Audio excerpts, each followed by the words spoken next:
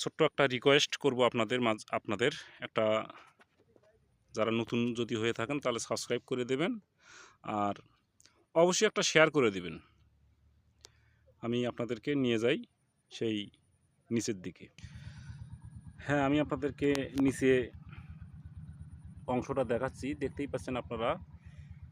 বিভিন্ন জাতের কিন্তু তরমুজ এখানেও আছে, হলুদ, সবুজ কালার এবং চকরা কালারের মধ্যেও আবার কালো একটা জাত। এইটি জাতটা হলো প্লান্টেন অ্যাগ্রো লিমিটেডের একটা জাত। এটা এখানে স্যাম্পল দেওয়া ছিল। তো এখন শেষ পর্যন্ত দেখার বিষয় যে এটার মানে কোয়ালিটি যা দেখতে পাচ্ছেন এখানে মাশাআল্লাহ খুব ভালো কোয়ালিটি, কিন্তু এখন ফলন এবং স্বাদের বিষয়টা একটু দেখা দরকার। তো এখনও পরিপক্ক হয় নাই এটা। যেটা যতদূর ধারণা করা হচ্ছে সর্বনিম্ন এটার 6-7 কেজি 8 কেজি পর্যন্ত ওজন হতে পারে।